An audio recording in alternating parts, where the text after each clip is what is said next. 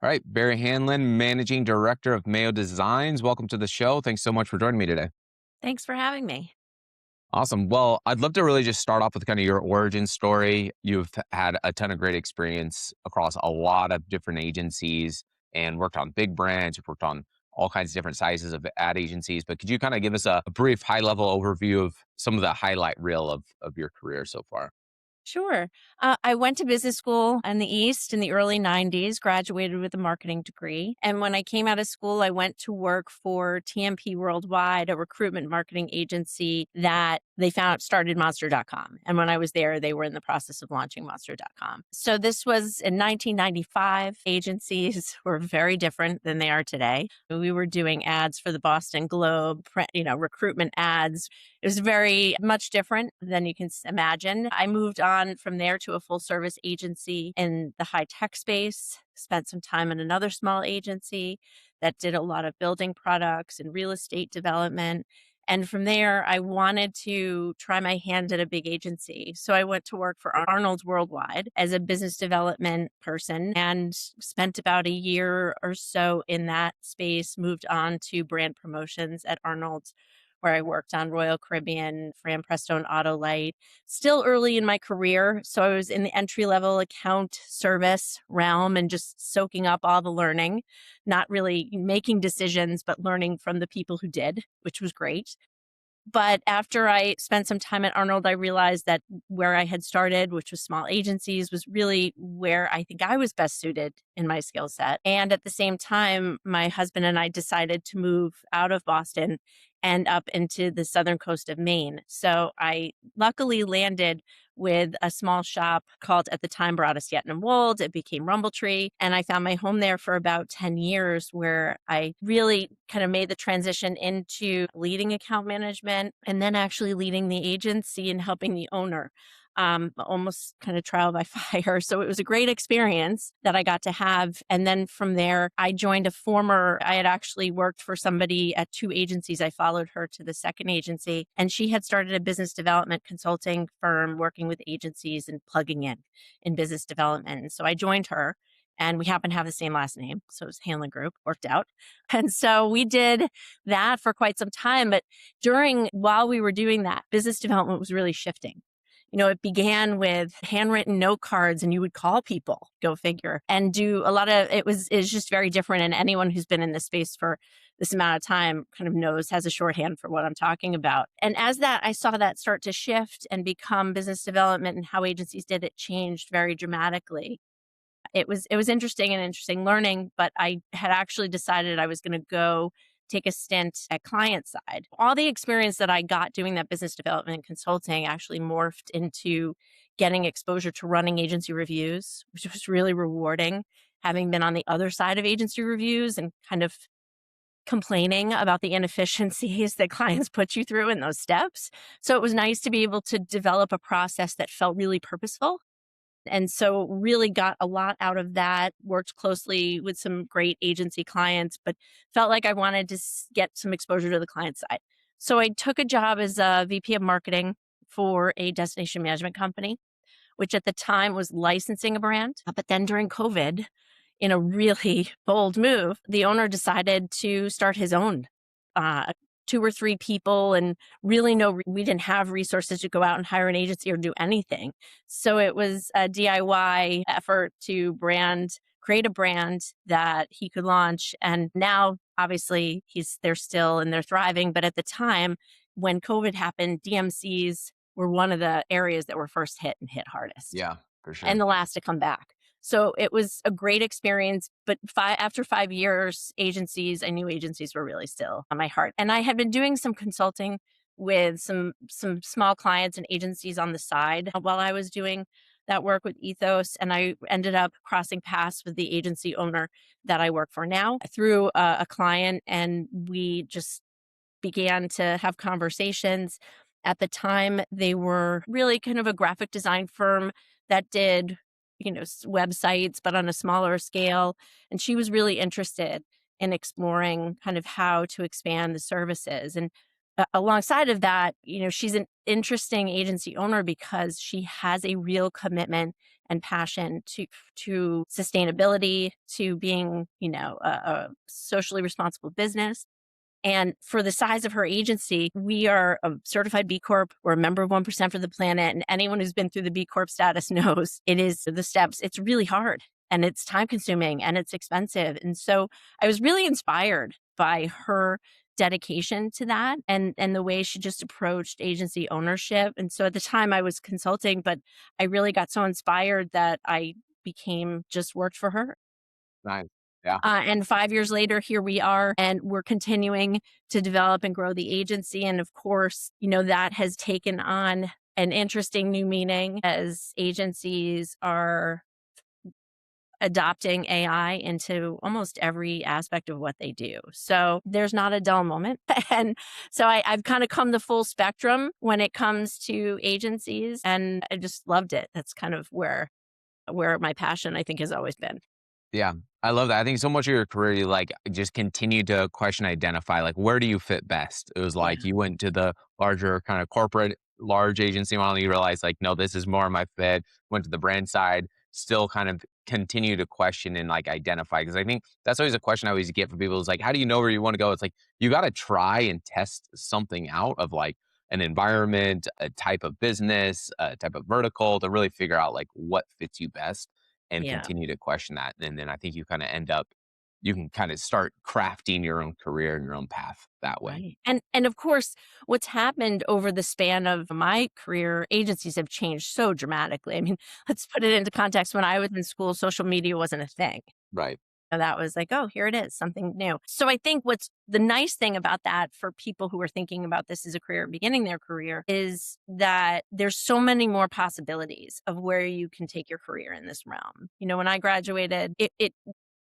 there were very defined segments where you would drop into what you were creative, you were an account person, you were in media, you were in PR, but now everything has become so specialized and the services so much more robust that there really are a lot of great possibilities. And I do advise people, early in their career, learn as much as you can across the spectrum because it's really going to help you figure out where you want to be. And if anybody who's done this work knows, you have to love it Mhm. because Absolutely.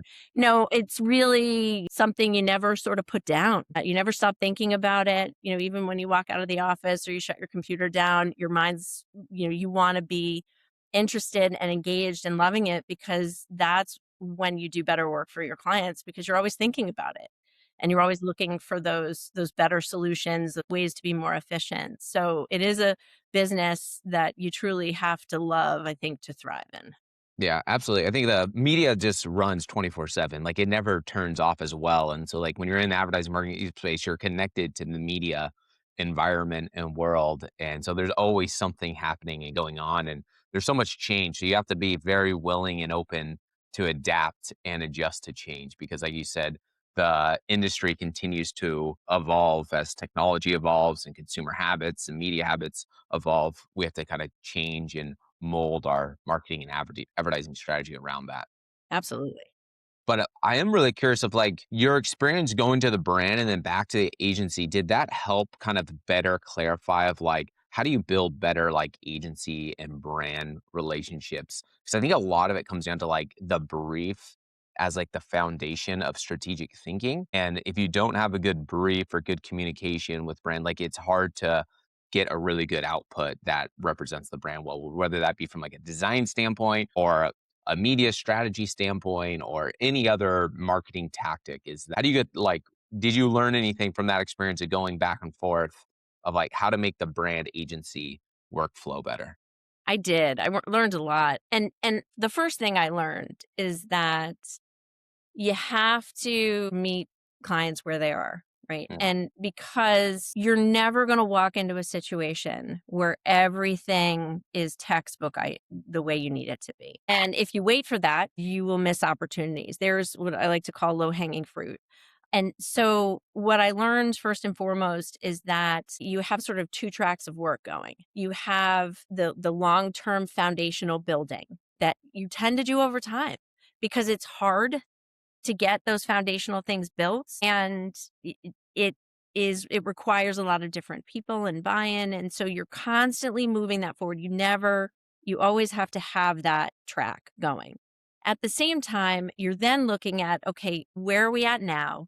And what can we do now? And I'm sure you appreciate this too. What can we do now to move the needle? And by move the needle, that, but I also learned is that you have to start with a business strategy conversation, and talk about things really big picture. Even if people are willing, what's your end game? Are you looking to sell the business? Are you going to be transferring it to somebody? Are you thinking parts of the business you might sell or keep, and having that discussion? Because ultimately, when you're doing those big picture foundational pieces, you have to know that to some degree so that you're not 5 years down the road and then you're backing up over it, especially when it comes to brand and brand architecture. Because if a client has, let's say they have a couple different service lines, and in their mind, they're like, well, you know what? I'm going to sell this service off, but I'm going to keep this. But you created a brand that doesn't allow for that. Then you've got to Mhm. go back. Yeah. So I try really hard as much as people are comfortable. And again, you can sign NDAs and things like that to have those big picture conversations early and often so that the work that we're doing in the here and now is pacing with what they want ultimately at the end. And it's never too soon. As you know, if you're thinking about acquisition, you have to start thinking about that, you know, 10 years out. I'm not that, I certainly don't profess to know. That's not my area of expertise per se, but I know it's not something you just decide to do and then next year, voila. You have to do some preparation for it. And that spills into brand and marketing because as we know, brands have value. And if you set those things up, and the infrastructure has value too that you build, the owned assets have value. So you want to make sure you're creating those.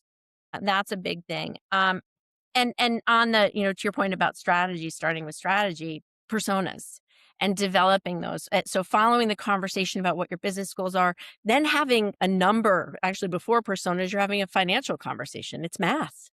Right. And it has become more math with every passing year where you ask, what are your revenue goals for next year, 3 years, 5 years? And a lot of times when you're having that conversation, it's a little bit of we've thrown a dart at a number. And so if that's the case, and I get that, that's sometimes just the way it is, right? Okay, what's the industry average? Should we be pacing with the industry average? Great. But where we really are successful is if you then look at that number and say, okay, well, let's break this down. Let's break it down by service, let's break or product, whatever the case may be. And in that conversation, figuring out, and I really require in some cases the sales team to be part of these conversations because what we have to ascertain is again, low hanging fruit. Where can we get the most lift from revenue? And then because we want to create the short term things around that. And then as we're building the long term foundational things, we're thinking about the next areas that if most likely, if we're defining them as later on, they need some of those long term things in order to perform like we need them to perform. So it is doing the math and saying, okay, so if you want to jump 5 million in revenue, where is that coming from?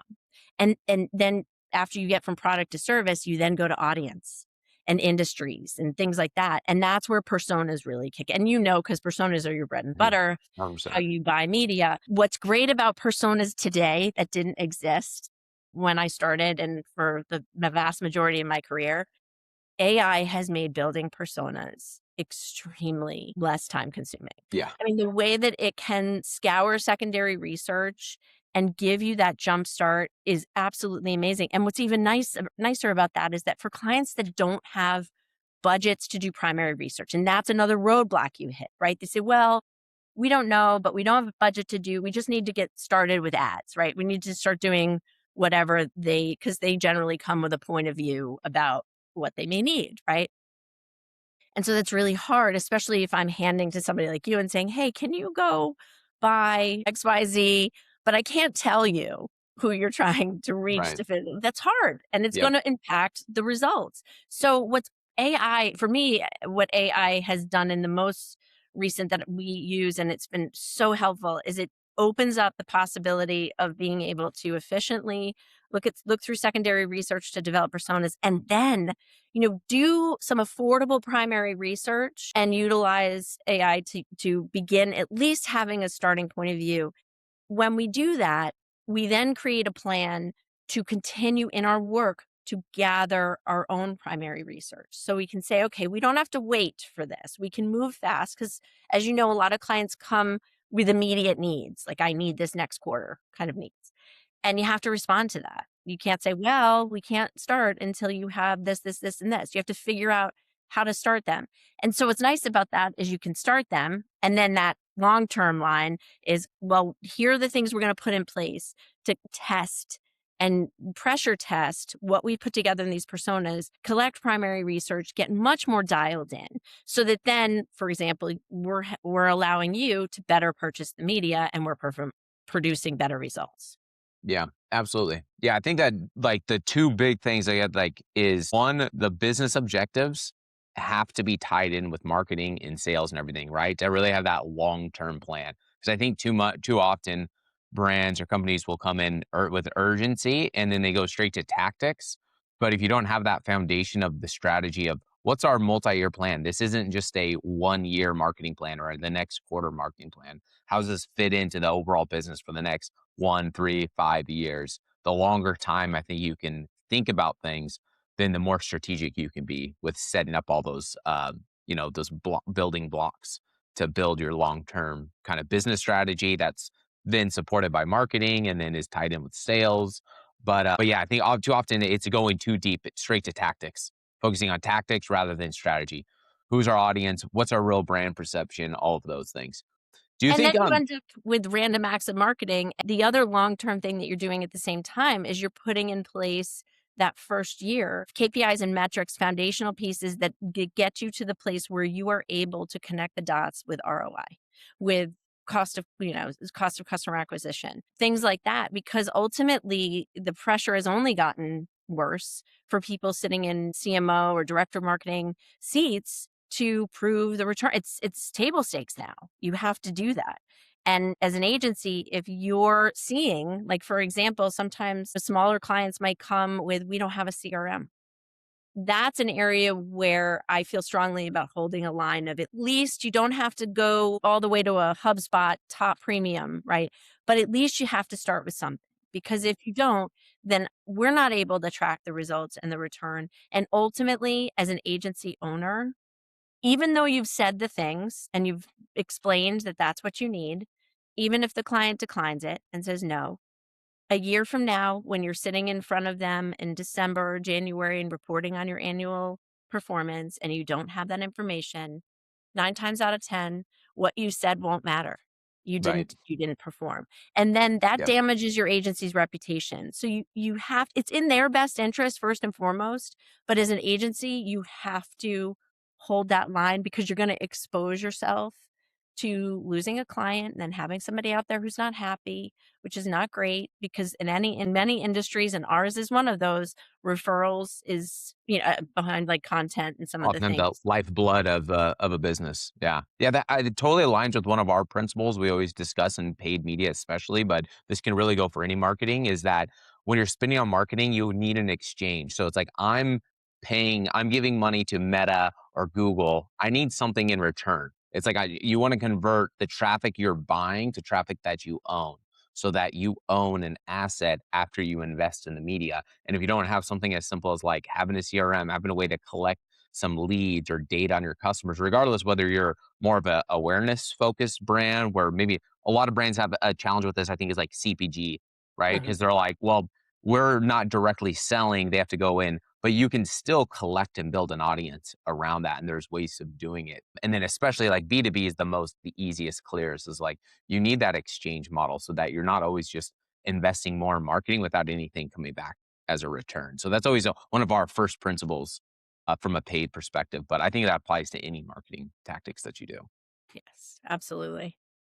Something you mentioned earlier was like expanding like services and everything. So have you gone of like, and something that you were telling me before, some of our earlier conversation is that agencies should really focus on growing like existing business, and like 60% of the revenue should continue to be like stacking, which I think that we have this concept of like stacking your business. So it's like you have blocks of revenue sources, your clients, and you want to keep stacking on those. And like the worst thing you want to have as an agency is churn. So like how do you maintain from your experience, maintain those client relationships so you're not churning and then adding on services so that they can continue as their business evolves, you kind of evolve with them? Like, how do you manage that? Yeah, and it does I'll speak almost solely from a small I'll say small agency perspective because mid-size, and larger tend to be slightly different in that realm. So if you're an agency of, 30 and under, right? Something along those lines, or even 20 or 10, right? That's where the vast amount of my experience has been.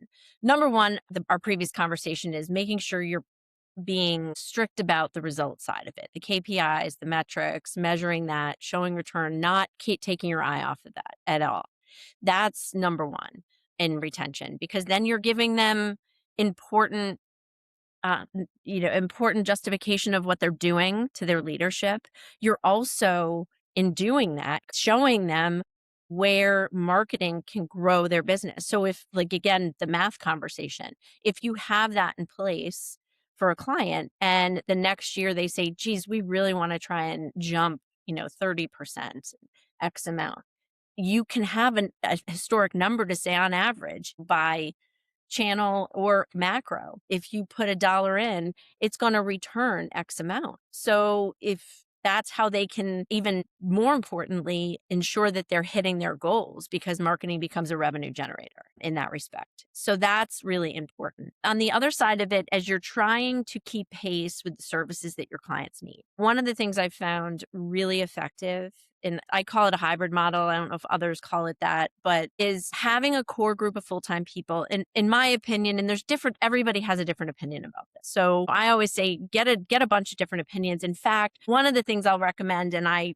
do this almost religiously, is there's an organization or a company called Agency Management Institute, AMI, run by Drew McClellan. He does a monthly Q&A for agency owners that is a don't miss because people show up, he answers questions, it's a free form conversation. He works with so many agencies and he does skew to the mid smaller, I believe, or at least when I am there, it feels like, because for a lot of agency owners who are small, you can't look at the larger agencies because it's not always apples to apples for you. So he is a great touchstone for me. And also he has account management development resources that we've sent, look at that and send our team because it's hard to find account management Yeah, training these that's days true. for small Yeah. agencies. I spent a lot of time looking and I couldn't find it. So I show up to that call and really I listen, I ask questions. It's a good barometer. And I've heard other people talk about this, but the hybrid approach, having a core group of full-time people that clients need day in and day out. Your account management person, your strategist, creative, some, you can, I do believe it's nice to have a partner network of creative too, because not every client needs the same type of creative Mm. director. And so it's nice to be able to leverage experience based on what your clients need, so to speak. But then it takes time, and we've been doing this for a while, to build those relationships. And operationally, it's a little more challenging. But from a financial standpoint, if you're a small agency and you can't carry the overhead of a six-figure salary for a top SEO expert, or you can't carry paid media in-house and it's working with companies like yours, right? You develop those strong partnerships and you really work at them to integrate them into your team. Those are essential in my mind for a small agency because it allows you to deliver at the highest level for your client. And you can say honestly that you're doing it in the most affordable way possible for them, that you're allowing the option to bring these people in when you need them, and not carry them in, what you're going to pass on to them, even if they don't. There's so many people in my experience, again, I always say talk to a lot of people because that's how you get the answers. But post COVID, the resources and the folks who are solopreneurs who are providing very specific expertise, it's essential. And then pairing that with the other tricky part here is, so then you always have to try and be cost effective for your clients, right? You have to, because if you're not, they're going to find somebody who is. So, I know a lot of agencies are looking to overseas to do certain things. And I do think, but that plays a part. But the important piece is having, in my opinion, is having somebody who owns that lead position, that senior strategist, like let's just take SEO for an example, and who's managing the quality of that, right? And then figuring out where it's the same thing with AI, then figuring out where is it appropriate to deploy an overseas resource for things that don't need to be done by a strategist? Where is it appropriate to deploy AI for things that are going to streamline? And that to me is the model that I think, especially now, makes a lot of sense, and it's not easy, but when you put the work in and you do that and deploy it, it's a sustainable solution to giving your clients the important services they need. And let's like I said, when I came out, the list of services that agencies offered were this big, and now they're like, I can't even my arms can't 100%. reach that high. So you do have to decide too, and you can't you wanna the other part that's happening to agencies is the role of the agency generalist, like agencies that do everything for everybody. It's something that is certainly worth thinking about because whether you zero in like yourself on paid media and that's what you do and you're the expert, right? That's one strategy for an agency. Another strategy is to drop in an industry or a subject and be really because then you're upticking. For example, Mayo is doing that and moving towards that.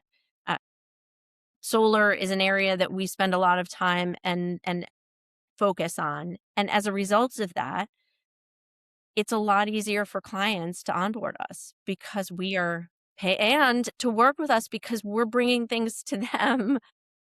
Carrie's going to the Woods Mackenzie conference in May, and we're gonna bring that learning to our clients, So, for us, it's gonna sit in, leveraging resources to minimize waste for people, planet, and profit, right? That's our purpose, and we're continuing to, kind of zero in on that and develop and hone our industry expertise in different areas of that, not just solar. But something that agency owners should really consider because if you kind of go through and you're all things to all people, I think the way things are going, it's going to get really hard to be competitive. And Drew and AMI, again, it costs nothing. Show up to the monthly agency Q&A and ask those questions and also hear what other agency owners say. But I think resoundingly in those conversations, that's what I've heard over the last year.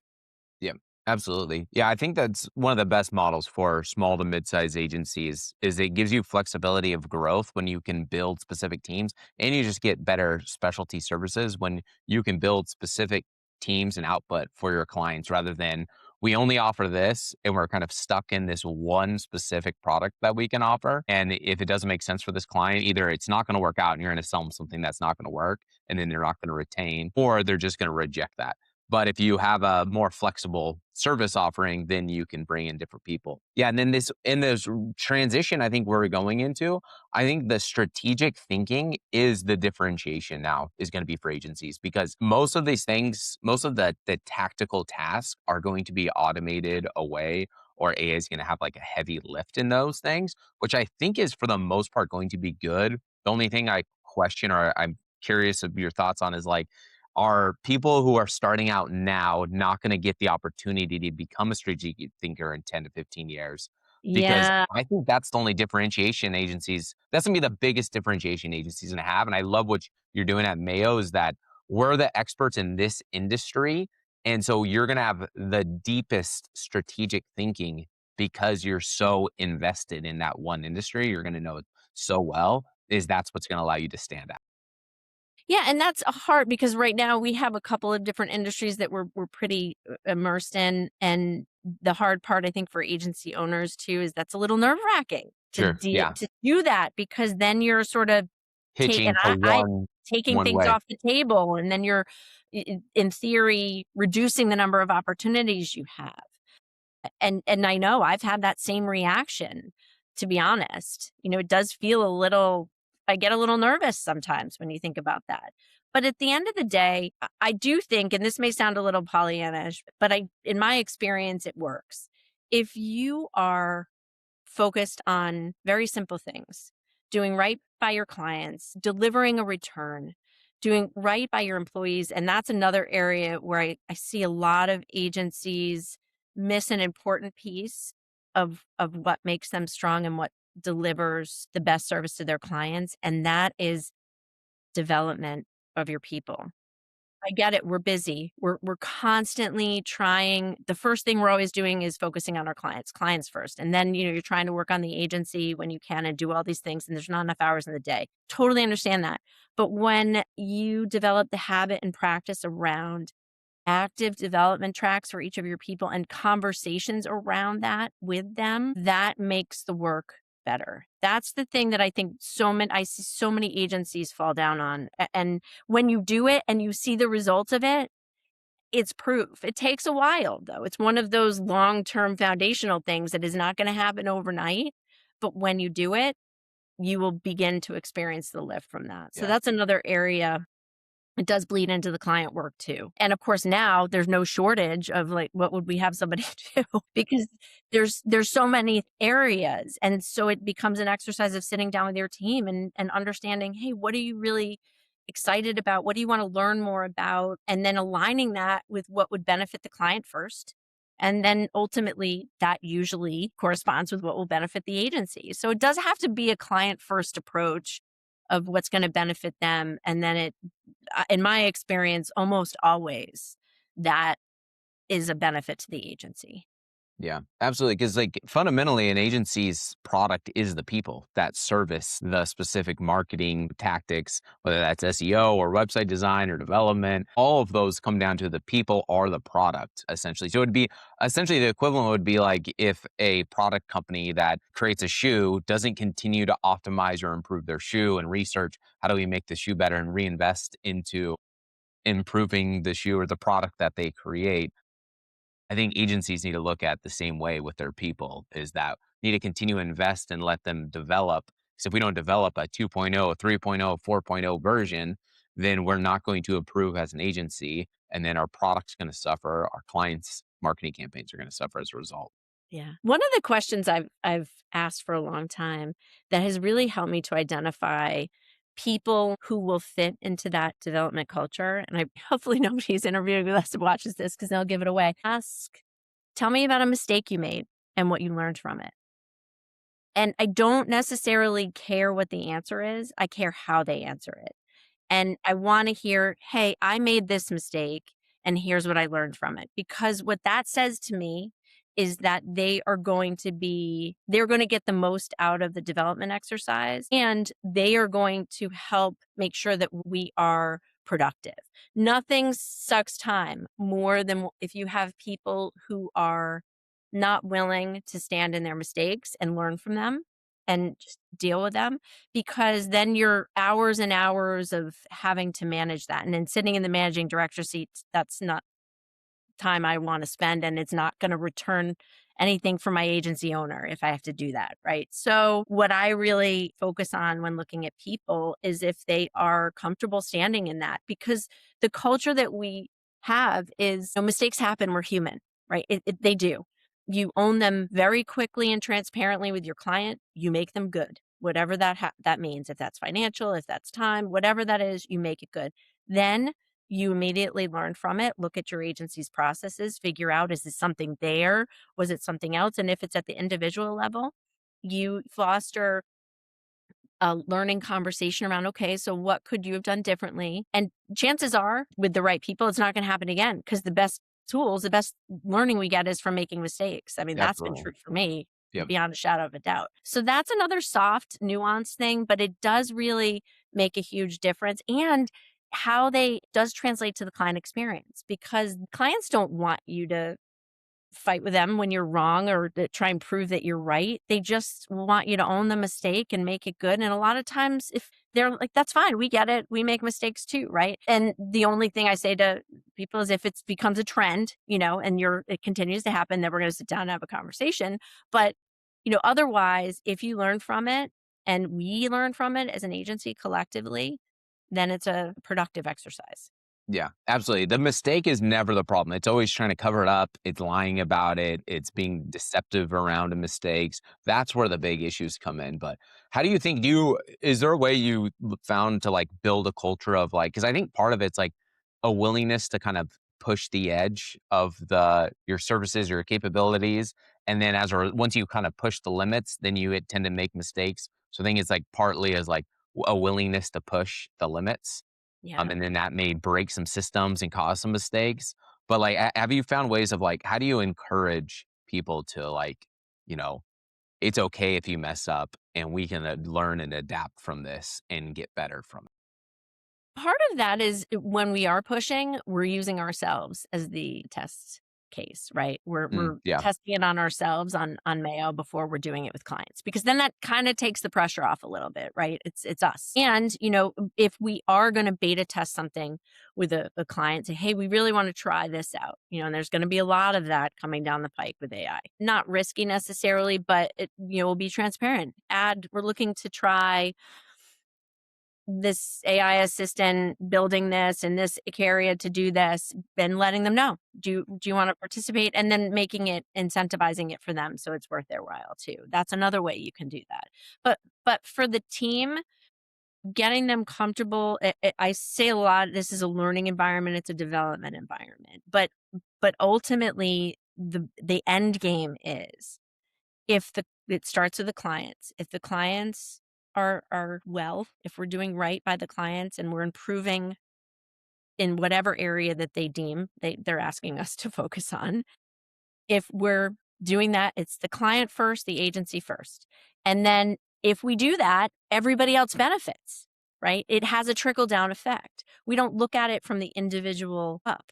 We look at it from the top down because that waterfall comes through in experiences that they get to have. It comes through in obviously financially, right? Because if the agency's not doing well, if the clients aren't doing well, then we don't have the financial resources to support you and meet your goals. And it is around that development piece adds to that too, because it's a very granular conversation about, okay, these are the things that you want to learn. This is how we're going to do that. We dedicate resources and people, but also everyone has a financial budget annual to spend on that. We talk about how you want to spend that. And it really does sometimes I think agencies get deterred because it's time and money, and you think, "I gotta focus that on the client," but it is focusing it on the client, it's just indirect. yeah. That's been a huge success for us, Do you in a lot of do you ways. think some of these like AI models and evolution is going to allow kind of like the financial limitations, like a breakthrough in some of the financial? Because like there's always like fundamentally every agency is limited by, budget, and the brands they work with are limited at some level by like budget, Yes.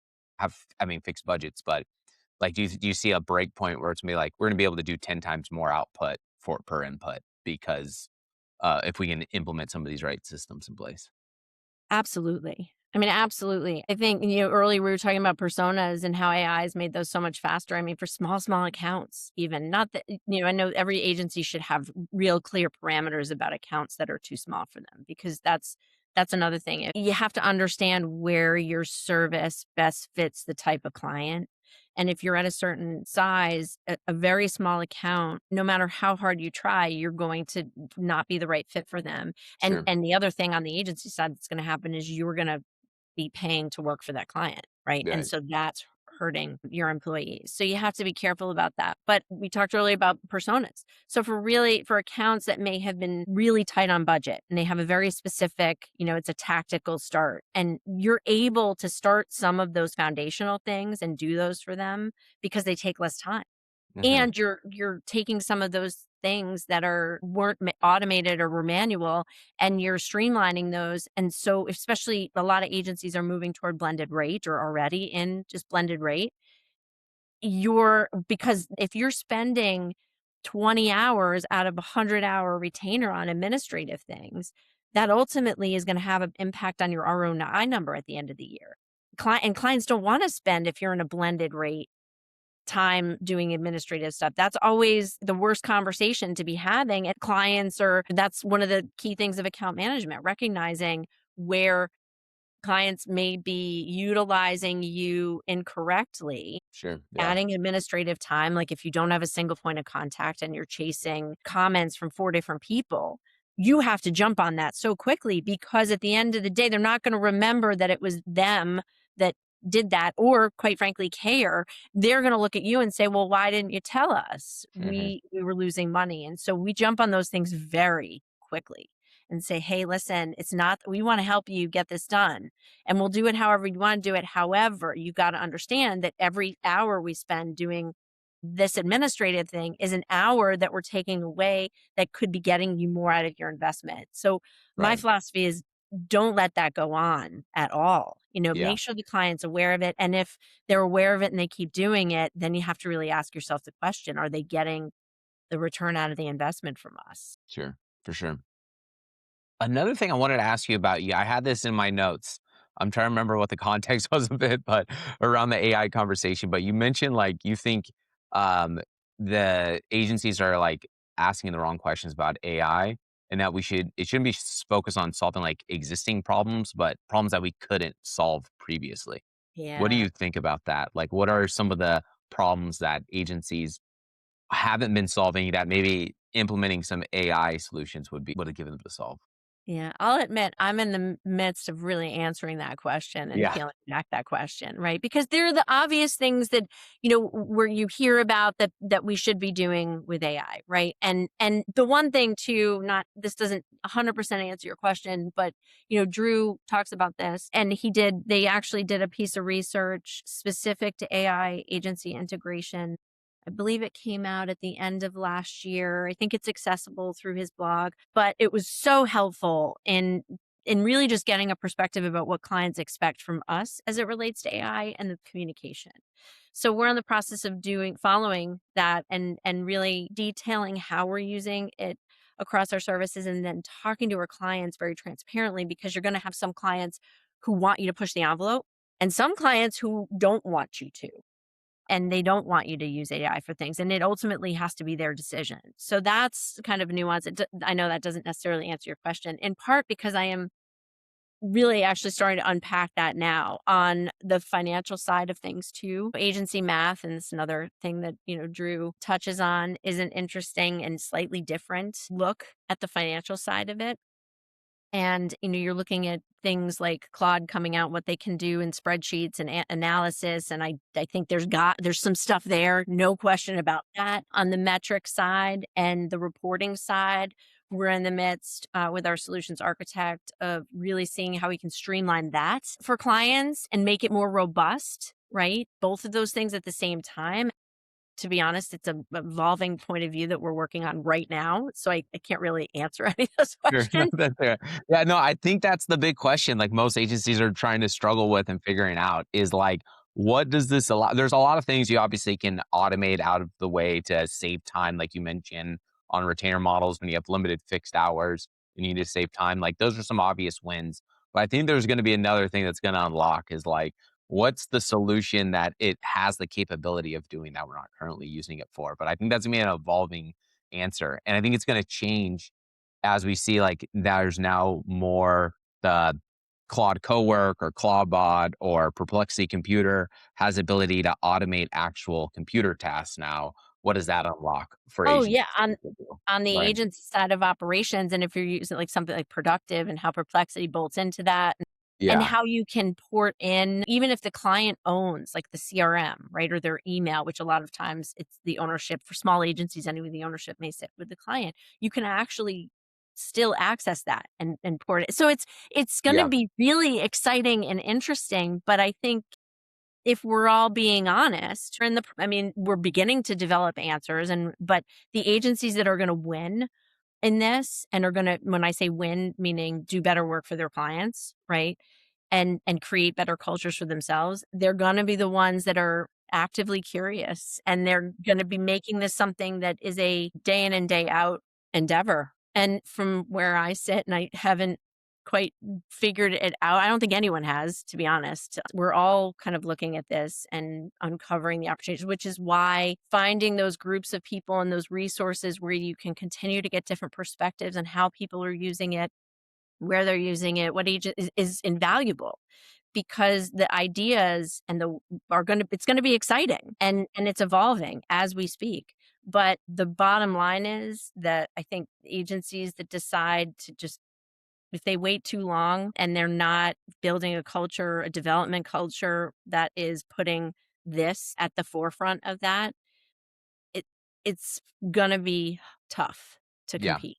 Yeah, they're gonna get left behind in a way, Yeah, I think unless so. they have something else very, very unique that they can offer from either strategic or productive standpoint, but, it's gonna be hard without it. I read actually, you were asking a question about and I can't remember what the question was, but I read an article, I think it was in Forbes or Fortune. I'll see if I can't dig it up and find it. And the perspective was that and maybe this is me wishing for that. That people, I've been doing this for 30 years and that strategy. And I think what I also see here is what you said about, strategy and strategic thinking is, it's partnering with AI. It's not replace, but partnering with the AI on the tasks that it can effectively do and constantly evaluating that and not giving it everything. Because you're seeing a lot of companies in many industries, these get rich quick things where they're just popping Sure. up, build a website in 30 seconds. It's like, Yeah, yeah, yeah. okay, well, let's peel back the layers of what you're really getting, right? Right. Those people are gonna come in and out of the market, Yep. make a few bucks, but they're not sustainable businesses. That's we're all trying to just create a sustainable business. But the argument is that strategic thinkers are likely the best suited and that because they know how to be strategic thinkers. They learned that coming up in this kind of we'll call it old school model. And that the thing for people coming into this business is that they're going to need to really develop those critical thinking skills, those strategic thinking skills. And the takeaway was we're going to be better off the people who have developed into strategic thinkers pre AI. So I hope 100%. that's true. Yeah. That's why I'm just so concerned and, like, curious of, like, what the younger generation that's coming in is gonna do because I think the strategic thinkers that can see how the technology is moving and how fast it's moving and what it can do and the power of it, and unlocking that in a strategic way where you can really think about how is this going to impact the brand fundamentally? Not just, "Let me quickly produce a website real quick and throw something up there," because that's just, like, anybody's gonna be able to do that. It's not gonna have the human connection. It's not gonna resonate with the brand, the identity, the culture, all of those. It's not gonna have the nuance that is needed. Because I think this is gonna happen in every industry. Like a programmer and developer is going to get 10x, 100x the output from using the code and programming that you can get from these LLMs than I would be able to because I'm not a programmer or developer. I could go in there and ask it to write me some code. I'm not going to have any idea of what to do with it. And I think that is going to happen across every industry. So the ones that are already experts, that are strategic thinkers, and then figure out how to use these platforms are going to get 10, 100 times more output than somebody who has no idea. That's just like, I just saw a video online that I could do this, that I can make a website with this. I don't even know how to build a website or what the purpose of the website is, but I can make one. I think that's what's going to happen. Is there's going to be this huge divide and separation between strategic thinking and people who are just using the platforms. Yeah. And think about it for agency owners, when you're looking at entry level hires, it has changed the way I look at, let's just take the account coordinator role. That traditionally, it's very administrative. You're rolling up your sleeves, you're doing a lot of that stuff. AI is taking a lot of that away, right? So I was talking to a colleague, somebody who works at a very large technology company out in Washington State, and they were talking about entry level folks and how wanting people who are coming out of school who've studied AI, who understand how to build in AI. I think there's some universities out here, business schools who are starting to develop like data science blended kind of courses that I've been looking at to see if, that account coordinator role has a little more of a bent to it around building and using AI. It's exciting to think about, and I haven't really fully formed the job description yet to think about how we'll look for that. But you also have to see some of the universities are way behind Sure. in Yeah. what they're offering in AI. I mean, unbelievable behind, but some aren't. And looking at that and even feeding in job descriptions to those specific programs, I think that's a nice way for an agency from the bottom up to really get because the other thing that you get from that is learning. If somebody's 100%. coming Yeah. out of a business school program with a data science marketing background and they've been working in AI and learning how to use AI, and you are going to learn from them, right? I mean, 100%. that's Yeah. And that's the other thing, cultures, and this happened with social media too, right? That's what I I was mean, gonna say. It correlates so much with social media. So I came in when the social media boom was exploding, and I was like, "Oh, you're the young intern coordinator person. You go figure out social media for us." Right? And I right. had to figure out how to do content and get conversations going and all of that. And I think the same thing's happening now. That's the opportunity for entry level people is really like figuring out, okay, I don't know how to necessarily the purpose of the output, what it's gonna be, but I know I'm gonna figure out technically how to connect to these things. Because if you can be an integrator between the AI to all the output that you need, there's a lot, I think there's going to be a lot of opportunity there. I think that's probably the best entry level opportunity. Because like we could use it in our business right now. There's a ton of things we could automate and have AI integrated with to get more output. And there's a really traditionally would have been administrative coordinator tasks we would have had them do anyways. Now they can just use these platforms to do 10 times more output. So it's actually probably could end up being a greater value for the agency owner because at the end of the day, as an agency owner, you have to look at every hire, like what's the increase in output I can get so I can service more clients and generate more revenue. So if you can come in and do those things, you get 10 times the output versus not having those platforms in place. Yeah. And those development cultures, back to the development side of it, when you're doing that, the directive that they have is come back and then teach us. Like, Right. as you're Yeah. learning, you're teaching the agencies. So, our institutional knowledge is growing, and I think the agency owners that I've worked with, and I've consulted, I've worked, for agencies as an employee. So I've had a lot of exposure to different types of agency owners, and I think the ones that are honestly happiest and most successful, they obviously have a lot of experience, and they're smart, and they know what they know, but they also know what they don't know. And they learn from their people. They are active networkers, and through that network you get so much out of learning from those people, because and the subject matter experts who are your partners, you learn from them. One of the things when we work with our partners that I impart upon our team is, give the assignment, say, here's what I need for the client. But I always say this, I've historically always said this to creative people, right? When I've been on the strategy side, listen, this is the strategy, this is what the client's asking for, this is what I think. But I want you to come back to me. And if there's anything that you challenge or think you can make better, don't take what I have to say to set the right guardrails. But I don't want you to just take it and do it. I want you to come back with ideas, because it's that collaboration and fostering a collaborative environment and a learning environment that makes the work better. And again, primary goal, you're making your clients better, however they're asking you to. Absolutely. My last question for you, if you give your younger self one piece of advice earlier in your career, what would that advice be? Wow, that's a great question. I think early on in my career, if I'm being honest, again, I came up in the 90s. It was a very different environment. And in order to grow, what you did was you worked a year, you jumped. You went somewhere else. You worked a year, you jumped. You worked a year, you jumped. That's how it went. That was how it was standard. I think I wished I had focused less on being right, like holding my value on being right, and more on the learning of it, and really, kind of pulling the learning from the people that I was interacting with. I think at a young stage, I viewed my value as I have to be right 100% of the time. I have to, and I would just go. And the other thing that it's hard to balance, though, there is a gray area here. Was a doer. I was, I'm in and so just do. And sometimes I wouldn't stop and think enough in situations where I probably would have benefited from, wait a minute, I shouldn't just do what the client's asking. I need to pause here and get some. But it's all, sometimes you have to, again, the things I learned most from were the mistakes I made. Yep, 100%. for They've sure. stayed with me throughout, although my previous employers probably wish that wasn't the case. But I think I did okay in that department, but we all learned from that. So yeah, those would be probably the things. And if I thought more about it, I'm sure I could come up with a lengthier list, but Yeah, for I'll have to sure. get back to you. Yeah, no worries. Yeah, Awesome. I appreciate it. Awesome. great. Well, that's it. I appreciate your time today, and thanks so much for sharing all your insight and wisdom and knowledge. Appreciate you. I really enjoyed the conversation. Thank you for having me. This was fun. Absolutely.